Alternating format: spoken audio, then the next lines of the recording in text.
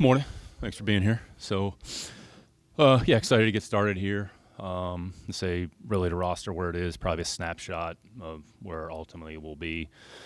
Probably be a lot of changes between now and the end of the season, probably even before the start of the season. It's no different, for us than it is the rest of the league. But I think we're in a decent spot. Try to have a good couple days of practice here today and tomorrow. And then the players have kind of that long weekend there, the mini bye.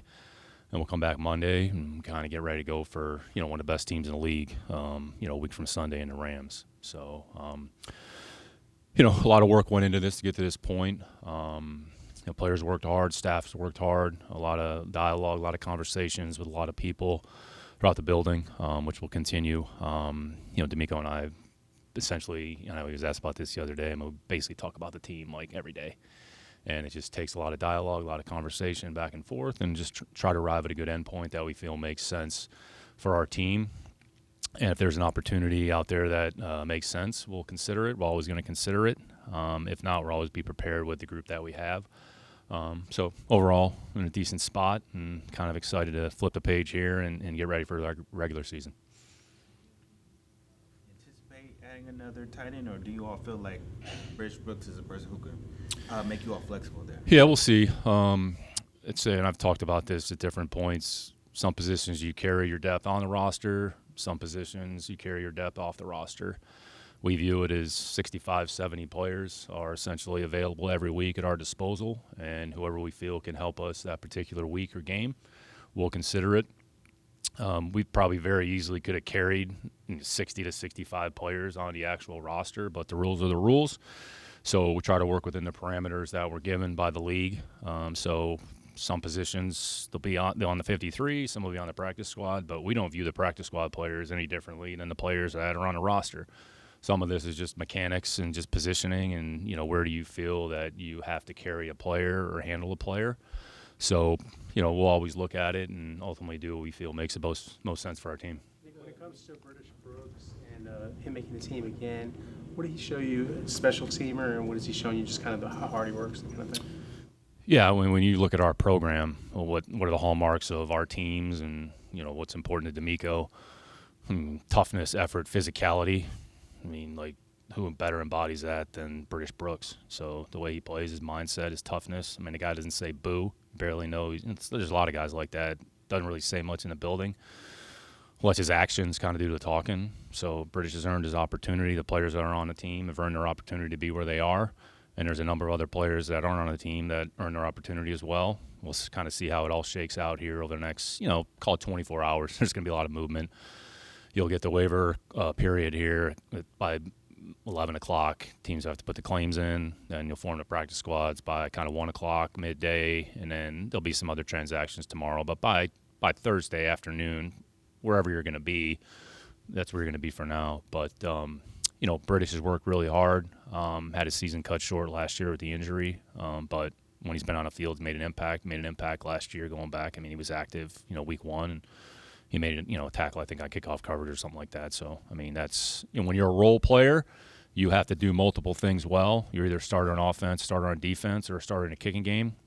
So now, again, we can only take 48 players at a game each week. So whether he's a part of that or not, we'll have to see kind of all transpires. But British is a good kid, works really hard, embodies a lot of the qualities that we covet in this program.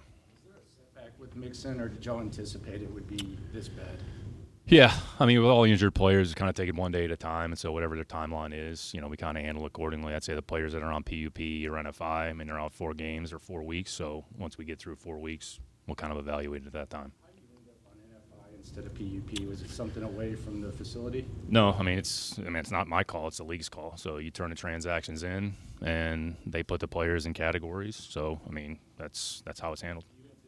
Playing this year, Mixon? Yeah, we'll see. We'll take it one day at a time, and we'll evaluate those players after 4 weeks and kind of see where they are in their progression and then make a determination. Define what now, you just mentioned, this is the point where we are for now. So how long was that process? You're talking, 96 hours, and then you sort of redo this process again? Yeah, it's a good question. I'd say it's very fluid. Honestly, it's an ongoing process throughout the year. So when you look at some of the players that are currently on this team, let's just use Tommy Togiai as an example. a year ago, we weren't even talking about Tommy Togiai. He wasn't on our team. He wasn't in training camp. He wasn't on the practice squad. We signed him, I want to say it was like end of September, beginning of October. Kind of started on the practice squad, worked his way to the roster. And, a year later, here he is, on the 53-man roster, with an opportunity to make a contribution. So go back 2 years ago, we were having this conversation. I mean, nobody was talking about Derek Barnett. Derek Barnett, waiver claim in November. And DB's been, I'd say, an integral part of what we're doing here the last, few years. So it's a fixed point in time. I mean, it's just the rules are the rules. Everybody's got to get to 53. Then you form a practice squad. So you're going to see a lot of movement, probably more movement on and off practice squads than you will see on the roster. But at any point, a player could go from the practice squad to the roster, and it's a simple transaction. So we view it as an ongoing thing, no different. We've talked about this. I mean, everybody gets excited about the draft. I think more of a deal is made out of the draft than really should be. It's just a fixed point in time.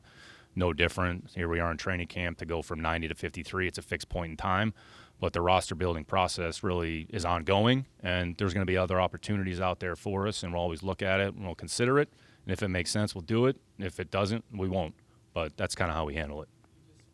Tommy, what have you liked about him since he's gotten here, and has he exceeded expectations for a guy you just brought in practice? Yeah, similar answer regarding British Brooks. I mean, Tommy's one of the hardest working players in our building. Probably been one of the most consistent players from the start of the offseason program till now. I mean, he started training in February. I mean, I want to say he's like a 700-pound squatter. He's like one of the strongest guys on the team. So, I mean, Tommy was a good football player at Ohio State, 4th-round pick by the Browns. Didn't work out, kind of had some injuries. Short-changed me there a little bit. But, Tommy's an NFL football player. He's got the right mindset. He's got the right attitude. He works his tail off. He goes out there and makes plays. So, he's been really good to work with. Has taken advantage of his opportunities when they've been provided. And glad he's here. Did it become a reality to you guys that Joe was going to miss this much time? Yeah, we take it one day at a time, and, there's no crystal ball out there. So, we build a team and take the information and, plan accordingly. So Joe's not available right now. So whenever he becomes available, we'll talk about it at that point in time. If he isn't able to play, do you feel like this running back room can handle his loss? Yeah, we feel the players that are on the team right now can help us. Otherwise, it wouldn't be here. So, whoever's got to play, we're going to probably need everybody at some point. So the players that are on the team, we're going to need them. The players on our practice squad, we're going to need. So whoever's in the building, the expectation is that you're going to prepare each week and get ready to play, and that you can help our team. There's multiple examples of that. D'Angelo Ross, there's another player, practice squad, has helped us in a kicking game, made an impact. Adar Holman over the course of his career. There's multiple players that have been off a roster on a practice squad who we've activated for games, and they have gone out there. Tommy, we just talked about him. Like nobody was talking about Tommy Togiai last year at this point either.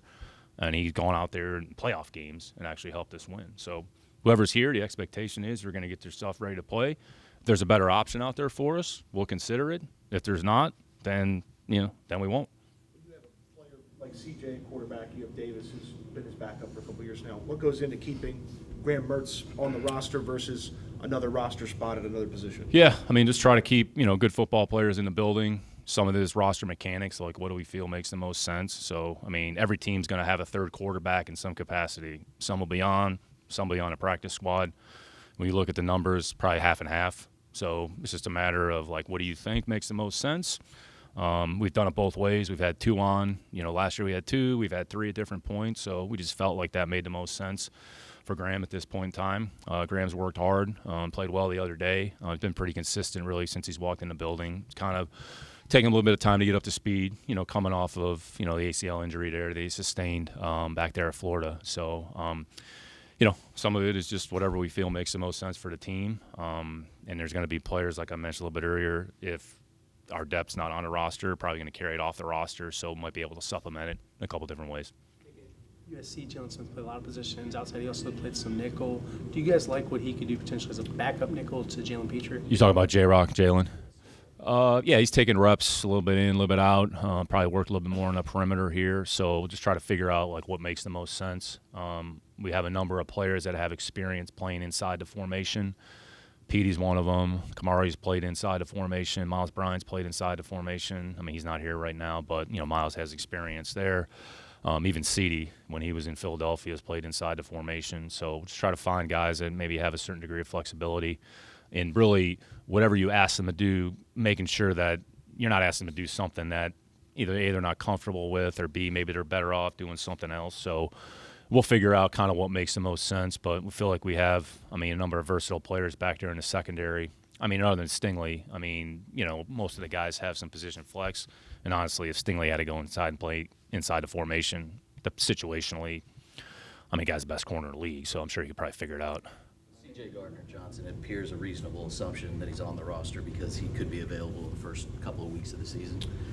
We'll see. He's worked hard. We'll see if he's, ready to practice here at some point. So Ceedee's a good player. We think he can help us. So, we'll kind of see how much progress he makes. And again, we're not playing a game for, 10 days. So there's a lot of things that can happen between now and the start of the season. So we'll see how it goes. But, Ceedee's in a good spot. He's worked really hard and, made some progress. So we'll see, when he's ready to go. Nick, you as a quarterback know a former quarterback know the importance of OC and A quarterback. bad quarterback. Well, you set some records at They got obliterated. Okay. But you know the importance of quarterback and an offensive coordinator being on the same accord. How have you seen that develop over time with CJ and Nick Haley? It's no different than probably the relationship that D'Amico and I have. You're in constant contact. You talk about everything. So there's communication back and forth. Hey, like this, what do you think? I'm not really comfortable with that. Maybe it's something else. So that's how it should work. Any good relationship, it's about good communication. So it starts there. So whether it's football, whether it's in life, my kids don't like maybe the communication we have, but it's about good constructive dialogue, good communication, and ultimately quarterback's got to be comfortable because he's the one, the ball's in his hand 99% of the times in every play. So in the end, there's once the play clock cuts off after 15 seconds, you're on your own. So you want to make sure that you're comfortable with the call, comfortable with the formation, comfortable with, where you're going with the football. Maybe it's a mechanic thing. Maybe it's a technique. Maybe, hey, can we make this adjustment to the formation? Hey, that's a good idea. I've seen the best relationships that I've seen in that situation. There's just a lot of dialogue. Saw firsthand kind of how that went with Tommy and Josh. Honestly, it was Josh probably got sick of Tom, but, that's all right. But, we're talking from Sundays after the game until Sunday morning before the next game. That's what it takes. Hardest position to play in all sports. It takes a lot of work and constant communication and dialogue on a day-to-day basis. When you first got here, we were talking about process over results during the rebuild. How would you describe this phase as compared to where you were those first two?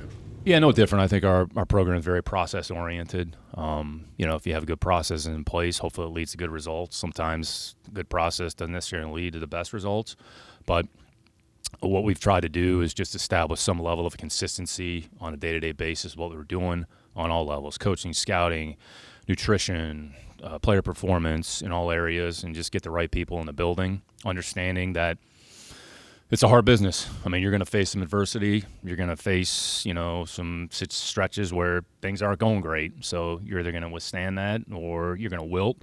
We feel we can handle, anything that's put in front of us. And, that's what you want to kind of build. So you just got to focus on the process because the reality is, Landry, after a game on Sunday, you have to go back and start over, right? So post-game, all right, then you got to rebuild back up to get back to that same point. So you just don't go from one week to the next. So if you have good process, D'Amico and I both believe that strongly, and having good process, being consistent day to day. If there's an area that we can tweak or improve that can enhance our program, we're always going to consider that. And I think as long as we're here, that will be the approach. Progress very on to your anniversary, and how does that progress and the injury to Cam Robinson kind of affect the tackle position? Yeah, offensive line, we'll put the best five guys out there. So however we deploy them, Tay's a good player. That's why we drafted him. And he's worked on the right, he's worked on the left. We have a number of players in the offensive line that have position versatility. Titus honestly has played all four positions on the offensive line, other than center. Even going back to 21, he was out there at left tackle, against San Francisco. He's played left guard. So again, what we're trying to do on the offensive line, we've talked about this. Is try to have enough players that have some position versatility, because if you lose somebody at one spot, what's the solution? So is it you move a guy, or is you take the 6th, 7th, or 8th player and he goes in and then you got to move somebody else over? So we feel that room, we got a lot of versatility and a lot of flexibility there. We'll get the 5 best guys out there and kind of see what it looks like. Cam Robinson And given that you all have an excess of tackles, do you think that's possible? Yeah, and I've said this multiple times. I mean, can't ever have enough tackles in your building. So I feel like, however you count Titus, we have 3.5 tackles, we have 4 tackles, but we have a number of players that can play tackle. Even Deck, I know we traded him yesterday, but Deck had a good preseason. There's a guy that's actually started games in the NFL. So, it was a situation where it felt like, all right, kind of made sense. Probably have a good opportunity out there. So you're going to need tackles. So feel like we have some decent ones here. Hopefully we can keep them in the building because at some point we're probably going to need all of them.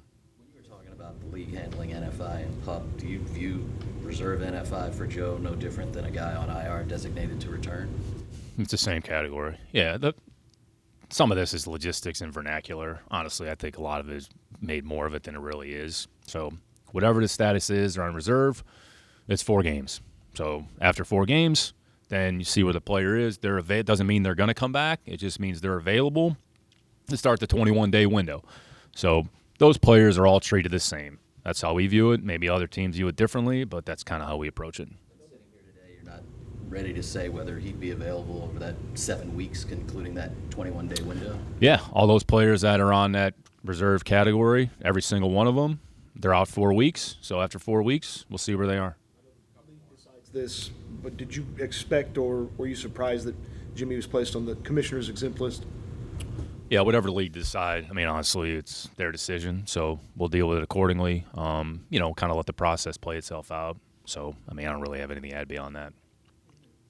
About just kind of how your relationship with D'Amico, how it's evolved over these 3 seasons, and kind of just talk about maybe how in sync you guys are at this point. Yeah, honestly, it probably hasn't changed since the day we hired him to where we are now. And like I've said this publicly, I've said this privately. I flat out love the guy. I have a massive amount of appreciation and respect for who he is, what he's about. You see, when we talk to players, especially when you're going through the release process, it's not an easy process, but the class and dignity with which we try to handle it, and then what's expressed from the players to him, how they hold him in the regard that they do. Honestly, it's pretty uplifting. So, we talk a lot. I think we see football through the same lens. We have a massive amount of respect for each other and the jobs that we have to do. But in the end, this building is about doing things as a team, and it's doing things collectively. So no one person is bigger than the team. No one person is bigger than the organization. We both feel that way. Philosophically, we're aligned that way. And I've said this, he's as good of a human being and a person as he is a coach, and he's one of the best coaches in the league. So, our relationship has been really good from the start. I think it's grown each year. I'm glad he's our coach. Really wouldn't want to work with anybody else. And hopefully it continues to lead to pretty good results, and we can keep moving the organization in a good direction. I say this humbly, but I think, our program is pretty respected league-wide. It's because of the players and because of the people in the building. People want to be here. When a player basically says, look, I hope I don't get claimed so I can go to your practice squad, honestly, it speaks to where your program is. So, we've come a long way. Look, I was here for, 21. Nobody was saying that. So, we're obviously in a different spot. So hopefully we can just keep doing the right things, being consistent day to day, treat people the right way, just be honest with them and tell them the truth. And it starts at the top with him. Now, he won't take credit, because he's so humble and his nature isn't, but everything starts with him, and then it disseminates throughout the rest of the building. So I've said this multiple times. My job is to support him in any capacity possible, whatever that entails. And for as long as I'm in the position that I'm in, then that's my commitment to him and to the organization. So you basically saying y'all have an arm wrestle here because he alluded. No, he'll beat my ass. We work out together, but he's moving more weight than I am. So, but yeah, he can go out there and probably still make a tackle if he had to. From an organizational perspective, like handling injuries and information and stuff like that, what is the approach that you and D'Amico take when it comes to injury information and players and whatnot? Yeah, protect the players. So again, it's not public information. So we're trying to do, again, because here's what's happened with injuries, Landry, all right? Everybody tries to make an extrapolation about when are they ready, what are they doing, well, you guys said it was this number of weeks, then it was early, then it was later. Like, there's no good solution. The solution is protect the players and look out for the best interest of the players. Take it one day at a time. Everybody's on a different timetable. Everybody's got a different process that they have to go through, and that's how we handle it. So, again, like, other teams may handle it differently. So we just do what we feel is in the best interest of the team and what's best for the players. And D'Amico has said this. He was a former player, so he obviously has a pretty good lens. I just think sometimes, there's an extrapolation that tries to get made about every little detail and about what a player is going through.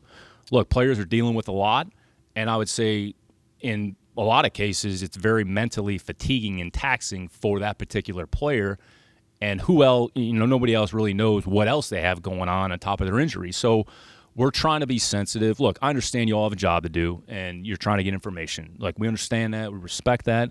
But we're also trying to look out for the best interest of the players, because that's what we feel our responsibility is to them. I get y'all's point of view, but if someone's going to be out for 2 months and you don't say anything, then doesn't the assumption kind of work the other way, where people think, well, oh, he could be back next week, he could be back next week? Does that kind of put the player in a tough spot too? No. I mean, I'd say in the situations that we're in, the NFL, PUP are our guys. They're out 4 weeks. So let's see where we are after 4 weeks, and then we'll make a determination about the progress moving forward. All right, thanks.